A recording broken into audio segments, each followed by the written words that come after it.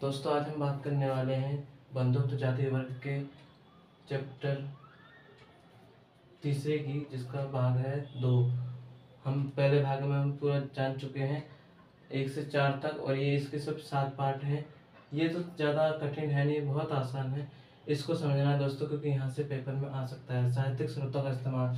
जो महाभारत है, आपने देखा कि महाभारत में 2 कुलों, जो कि 2 बांधव थे, पांडव और कौरव, जो कि कुरु वंश थे संबंधित, और उसी के बारे में इसी के अंदर समझना है कि जो महाभारत है, कि इस जो महाभारत की भाषा, प्रकार, लेखक, श्रोता, यही दोस्तों पेपर में आ सकता है 3 मार्क्स का।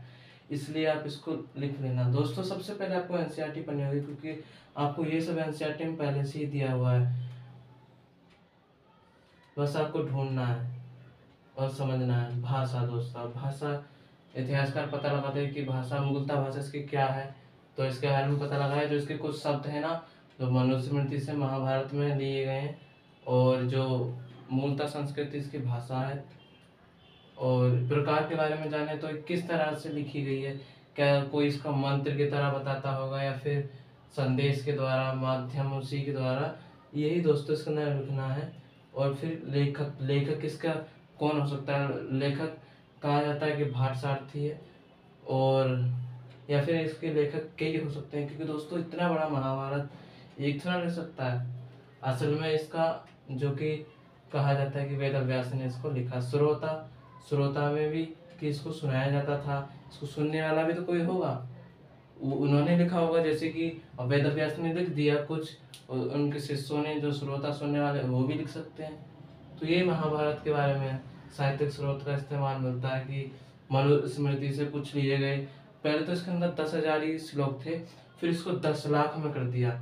इस तरीके से महाभारत एक सरल ग्रंथ भी है, इतना जटिल है नहीं। सबसे ज्यादा जटिल वेद है, इनको समझ पाना मुश्किल है। फिर आता है भाषा एवं विषय वस्तु।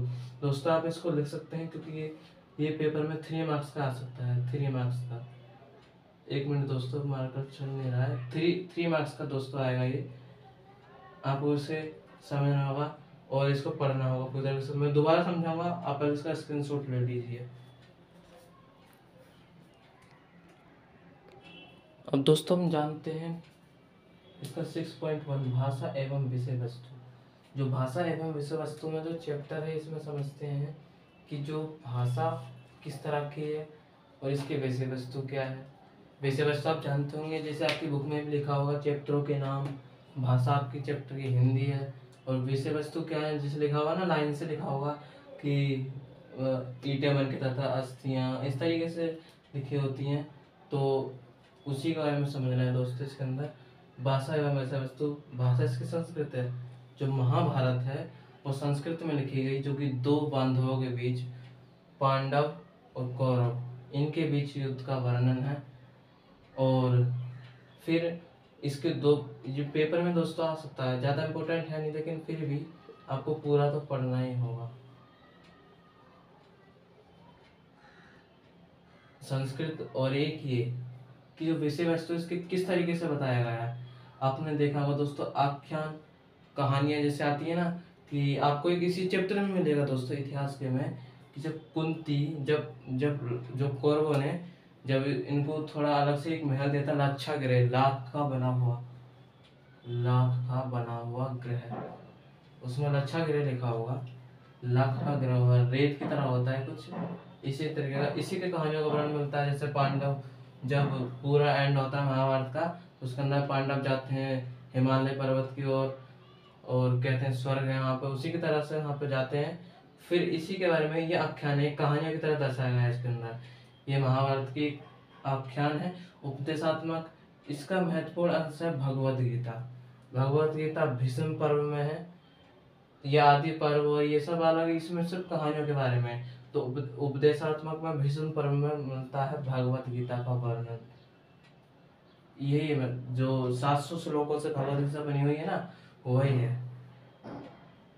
और फिर दोस्तों इसमें आते हैं लेखक एक या फिर कई। दोस्तों इसे अभी दोबारा हम समझेंगे, इस कहानी को हम बाद में समझेंगे, क्योंकि इसके अंदर ज्यादा नहीं, एक छोटी सी कहानी है। बौद्ध जो एक कहानी है, मतलब हकीकत नहीं है, मतलब मिथक वर्णन थे, जो कि एक व्यक्ति है कहता है कि जो पहले दुनिया अविकसित थी, विकसित नहीं थी, कुछ जानती नहीं थी, शांति थी, सब कुछ इस तरीके से इसमें बारे में बताया है दोस्तों। यहाँ से पेपर में नहीं आने वाला, ये महत्वपूर्ण है, ये महत्वपूर्ण है, एक ये महत्वपूर्ण है दोस्तों। ये तो बिल्कुल ही महत्वपूर्ण है, क्यों? क्योंकि इसमें पूछा जा सकता है कि महाभारत का लेखक एक था या फिर उससे भी कई थे, इसका वर्णन करें। इसमें दोस्तों मैंने सिर्फ सूत लिखा, क्यों लिखा कि ज्यादा इसमें है नहीं, देखो समझते हैं, लेखक एक या फिर कई।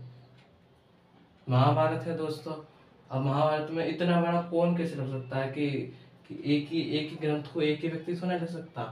तो इसमें समझ सकते हैं कि इसके लेखक कई होंगे। कहा जाता है कि इसके लेखक भाट थे, जो कि सारथी थे। सूत आपने सुना होगा, महाभारत में सूत एक वर्णन आता है कर्ण का।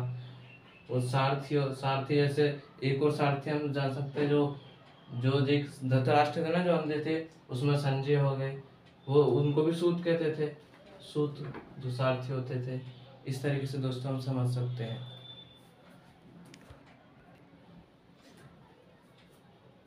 ये दोस्तों हम यहाँ तक तो समझ गए, लेखक एक या फिर कई।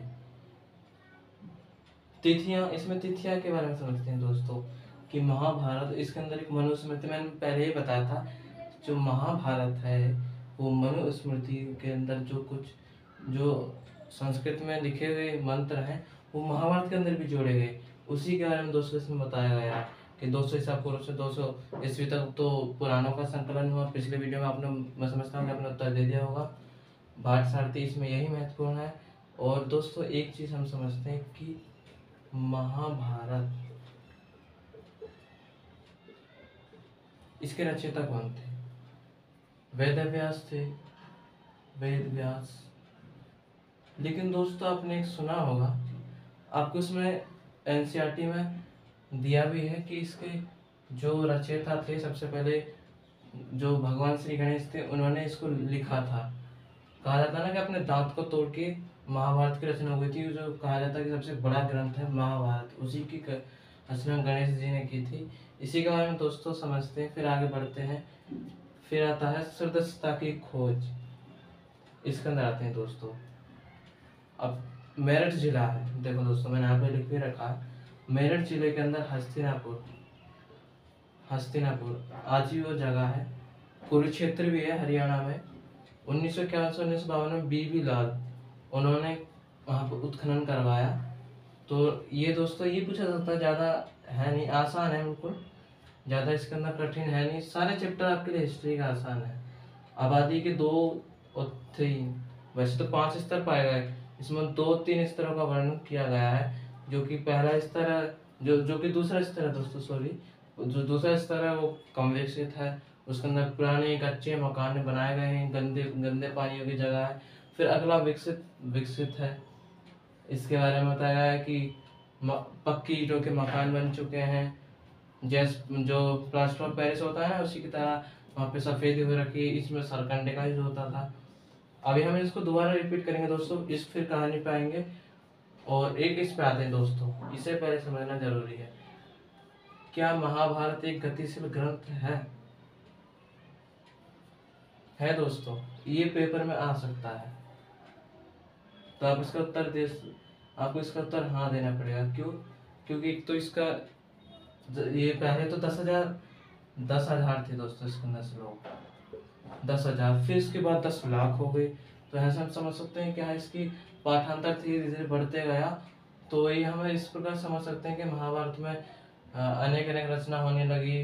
कहा जाता है कि वेद व्यास थे, इसके बाद उनके शिष्य होंगे, उन्होंने रचना की होगी, और बढ़ता गया इसी प्रकार धीरे धीरे।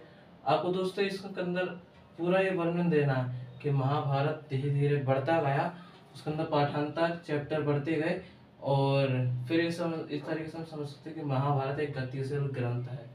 1 मिनट दोस्तों मिट चुका है, आप इसका स्क्रीनशॉट ले लीजिएगा। जो मैंने बताया सिर्फ आपको उसी पे ध्यान देना है। इम्पोर्टेंट इम्पोर्टेंट इम्पोर्टेंट इम्पोर्टेंट में से ज़्यादा है नहीं। पूछ लेगा कि लेखक महाभारत के एक हैं या फिर कई। सदस्यता की खोज में यह आ सकता है दोस्तों, एमसीक्यू में हस्तिनापुर आ सकता है। हस्तिनापुर आप जानते ही हैं, मेरठ जिले में है।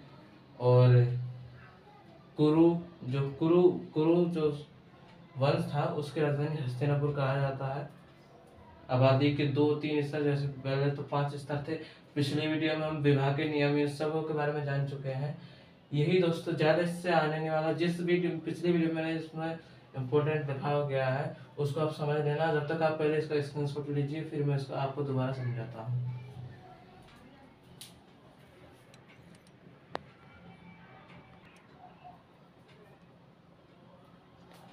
अब दोस्तों हम बात करते हैं दोबारा से इसको समझने के लिए। अब जहाँ तक मैंने आपको पहले समझाया उससे आप ध्यान से समझ लेना, फिर मैं दोबारा समझाता हूँ। क्यों? क्योंकि यहाँ से पेपर में आता है दोस्तों, एक पढ़ाई ऐसी है जो इंसान को आगे बढ़ाती है, दूसरी कोई चीज़ नहीं। दोस्त काम कुछ नहीं आने वाले, सिर्फ पढ़ाई है जो सबसे अच्छी मित्र है आपकी। तो दोस्तों अब यहाँ से हम समझते हैं सामाजिक विषमता और व्याख्या। दोस्तों मैं पहले बताया नहीं था, आप समझते हैं पहले ये। दोस्तों यहाँ से आप इसको समझ लेना। इसको मैं क्यों बार बार बता रहा हूँ कि पेपर में आ सकता है 3 मार्क्स का। सामाजिक विषमता में क्या है कि एक बौद्ध जो रिलीजन है उसके अंदर एक, यहाँ पे मैंने लिख दिया है कि साधारण एक मिथक वर्णित एक कहानी है कि एक सूत्र पैटर्न में कि मनुष्य पहले ज़्यादा विकसित नहीं था और ज़्यादा कुछ काम करता नहीं था, निर्बाध रहता था। फिर वो आगे होके लालची होता गया, फिर उसको एक महासम्मत की उपाधि धारण कर दी, उसको चावल के अंश देने लग दी, उसको महासम्मत। इसी तरह की दोस्तों इसमें कहानियां हैं, अंधविश्वास की कहानियां हैं। आप इसको सिर्फ आपको इसमें कुछ नहीं समझना है। ये कहानी है कि एक बौद्ध धर्म में सूत्र पिटक से ली गई है कि जो पहले विषमताएं थी कि कुछ चावल का अंश दिए जाते थे, उसको महासम्मत की उपाधि दी जाती थी, और जो व्यक्ति राज्य होते जाता था, राजाओं के बारे में उसके अंदर ज्यादा कहानी वर्णन की गई है। और इसमें समझते हैं दोस्तों साहित्यिक स्रोतों का इस्तेमाल, इतिहास का और महाभारत के बारे में। इतिहासकार क्या समझते हैं कि भाषा उसकी क्या हो सकती है। पाली भाषा, संस्कृत भाषा, तमिल भाषा, इसमें संस्कृत भाषा मूल है। प्रकार, 2 प्रकार की कहानी होती है, या उपदेश दिए जाते हैं, मंत्र दिए जाते हैं, इस तरह के। लेखक कई हो सकते हैं, वैसे तो एक ही कहा जाता है, वेद व्यास जी को, लेकिन इसके रचनाकार तो गणेश जी थे क्योंकि उनको दांत तोड़ के लिखा था, उसके बारे में आप आपने पढ़ा भी होगा। और श्रोता, श्रोता जैसे कि हम समझ सकते हैं, श्रोता हम जो सुनने वाले हैं लोग, सुने हुए कि उनके द्वारा लिखे गया होगा, क्योंकि उनको जो समाज में जैसा देखेगा वो वैसा ही तो लिखेंगे। तो फिर इससे हम समझ सकते हैं कि इतिहासकार यहाँ से पता लगा सकते हैं कि महाभारत की रचना के बारे में वर्णन कर सकते हैं। यही दोस्तों फिर यहाँ पे भाषा एवं विषय वस्तु पा सकते हैं। भाषा विषय वस्तु में भाषा के बारे में संस्कृत, आख्यान, उपदेशात्मक दोस्तों हम पहली बार कर चुके हैं कि जो महाभारत है, महाभारत संस्कृत भाषा में लिखी गई है। विषय वस्तु इसके क्या है, 2 तरीके से, आख्यान कहानियों की तरह कि पांडवों की स्वर्ग यात्रा हो सकती है, इस तरीके से भीष्म पर्व हो सकता है, भीष्म मृत्यु हो सकता है, इस तरीके से भीष्म पर्व आदि पर्व इसमें दिए गए हैं कि कहानियों की तरह। फिर आता है दोस्तों भीष्म पर्व में उपदेशात्मक भगवत गीता ज्ञान, क्योंकि 700 श्लोकों से भरी हुई है। पढ़ना भी इसको बहुत जरूरी है क्योंकि महत्वपूर्ण है, एक ग्रंथ है, अच्छा ग्रंथ है समझने के लिए। वचन इसके अंदर दिए गए हैं जो कृष्ण ने वचन बोले हैं, कृष्ण भगवान ने। फिर आते हैं दोस्तों इसमें दोस्तों यहाँ तक हो गया। और फिर लेखक एक थे या फिर कई, लेखक इसके कई हो सकते हैं। वैसे तो समय भारसारथी उसमें आपने सुना होगा 3 थे, नहीं 3 नहीं सॉरी 2 थे। एक कर्ण था क्योंकि इसको सूत पुत्र कहा जाता है ना, तो जो राधा का पुत्र कर्ण था, सूत पुत्र। और साथ ही साथ आप संजय को भी दे सकते हो, सारथी था। जब विदुर चले गए तो सूत उसको बुलाते थे ना संजय को, वहाँ पे वो भी सूत था। जैसे हम देखते हैं धृतराष्ट्र को बताता है ना संजय की इस तरीके से हो रहा है कुरुक्षेत्र में युद्ध, तो इसका मतलब ये इनको लगता था कि ये लिखते होंगे या फिर जो सारथी होते थे वो लिखते होंगे। फिर आता है सदस्यता की खोज। इसमें एक ही है कि महाभारत को इतिहास की श्रेणी में रखा जाता है क्योंकि महाभारत एक सामाजिक जीवन के बारे में बताती है कि इसको कहा जाता है कि शायद ऐसा ही हो सकता है। आपको मिल जाएगा ये बुक के अंदर लिखा हुआ। फिर आता है सदस्यता की खोज पे 1951 से 1952 में बीवी लाल के द्वारा खोजा गया मेरठ जिले में हस्तिनापुर। उसके आबादी के 5 स्तर थे लेकिन 2 स्तरों के बारे में पता लगाया गया। दूसरे स्तर में अविकसित था पूरा शहर, सरकंडे से बनी हुई थी, आवासों का निर्माण था ही नहीं जैसे सिंधु घाटी सभ्यता में था। लेकिन हाँ कच्ची ईंटें थी, उसका बना हुआ था मकान, पुराने मिट्टी के बने हुए। फिर आ सकते हैं दोस्तों यहाँ पे तीसरे स्तर पर थोड़ा विकसित था, क्योंकि इसके अंदर प्लास्टर किया गया था, पक्की ईंटें थी, कुओं का निर्माण, गंदे पानी से निकलने जो नाले की जगह उसको भी बनाया गया था।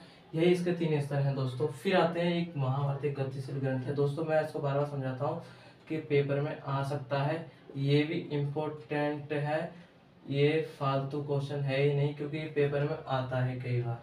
आपको पुराने जो सीबीएसई के सैंपल पेपर है या फिर बोर्ड एग्जाम के पेपर है उसके अंदर आपको मिल जाएगा।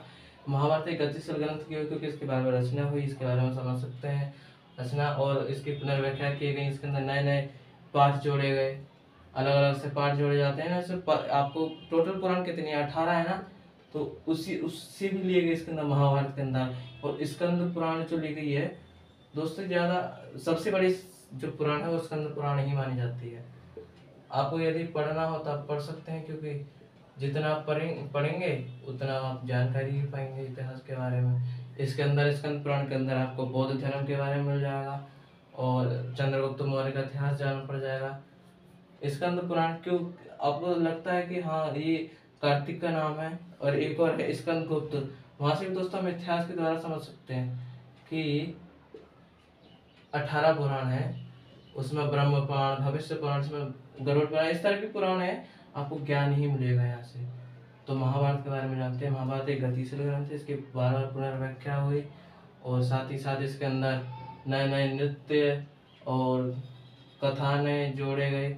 इसके अंदर दोस्तों कहानी ये मैंने पूरा बता दिया, और मैंने पहले ही बताया मनुस्मृति 200 ईसा पूर्व से, ये दोस्तों अभी मार्कर चल नहीं रहा है लेकिन मैं बता देता हूँ, 200 ईसा पूर्व से 200 ईस्वी तक मनुस्मृति का संकलन हुआ, उसी से लिए गए अंश महाभारत में लिखे गए।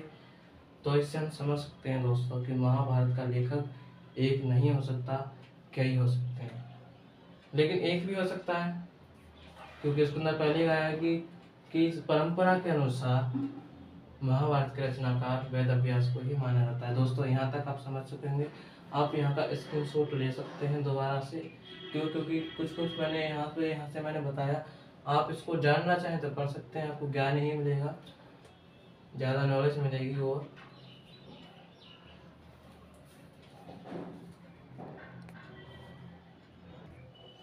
अब दोस्तों समझते हैं, यहाँ पे एक कहानी आती है लक्षागृह की, आपने सुना होगा। जब महाभारत का युद्ध होने से पहले शकुनी और दुर्योधन के द्वारा एक प्लान बनाया गया कि पांडवों को कैसे मारा जाए, तो एक लक्षागृह बनाया गया, उसके अंदर पांडवों को भेज दिया और कुंती को भेज दिया। तो वहाँ पे एक निषादनी के 5 पुत्र थे, उसमें वो वहाँ पे वो काम कर रहे थे। उन्होंने क्या किया, उन्हें जब पता लगा ना कि ये लक्षागृह बना हुआ है हमें मारने के लिए, तो जो कुंती थी उन्होंने एक ऐसी मदिरा पिलाई कि वो वहीं पे सो गए। तो जब पता लगा कि जब लक्षागृह में जैसे आग लगी, तो पता लगा कि वो जो 5 जो पुत्र थे वो तो मर चुके थे। पांडव जो दुर्योधन को लगा कि उसका सपना पूरा हो गया, पांडव मर गए, और फिर बाद में पता चला कि पांडव तो मरे नहीं है, और निषादनी के 5 पुत्र थे। और जब महाभारत का युद्ध खत्म हुआ उसके बाद दोस्तों, आपको महाभारत आपको पढ़ना चाहिए दोस्तों, उसके अंदर आपको मिल जाएगा, लेकिन आपको यहाँ से समझना है कि महाभारत हुई थी उसके बाद जब कुंती धृतराष्ट्र और उनके साथ गई थी ना, गांधारी के साथ कुंती, तो वहाँ पे उसको निषादनी मिली, उससे उसकी बातें हुई कि मुझे पहचानती हो, तो हाँ उसको याद आ गया, ये तो उसी के 5 ये तो वही है जिसके 5 पुत्र वहाँ पर जल के मर चुके हैं। तो दोस्त तभी अचानक उससे बातें हुई, और फिर बाद में आग लगी, तो वो तो निषादनी भाग चुकी, लेकिन कुंती वहीं पे जल के भस्म हो गई, क्योंकि उसने मदिरा पिलाई थी कुंती ने। यही इसकी छोटी कहानी, ज़्यादा बड़ी है नहीं। इसको मैंने सिंपल में क्यों समझा दिया कि इसके अंदर बढ़ा चढ़ा के महाश्वेता देवी ने लिखा गया है, बताया कि जो इसके अंदर ऐसे ऐसे हुआ था, लेकिन मैंने सिंपल भाषा में इसके बारे में समझा दिया। आप इसको नोट डाउन कर सकते हैं दोबारा दोस्तों। इसको स्क्रीनशॉट से पहले आपको लिख लेना होगा, क्योंकि इसमें मैंने लिख दिया अविकसित लिखा गया है,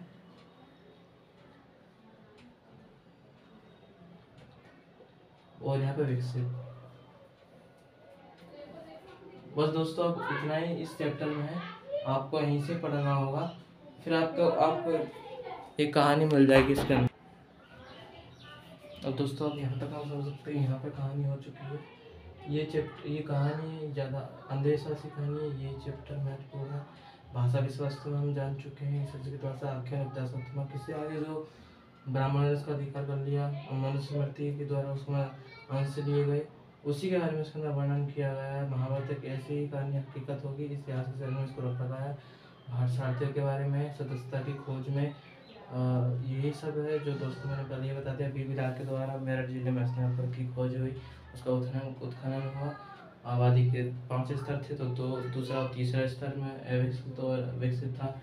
इसके अंदर आपने सुना होगा एक कार्य आ सकता है पेपर में कि बहुपति प्रथा हो सकता है, या नहीं, बहुपत्नी प्रथा। यही दोस्तों इसके अंदर दिया हुआ हो कि उस समय बहुपति प्रथा क्यों चलती थी।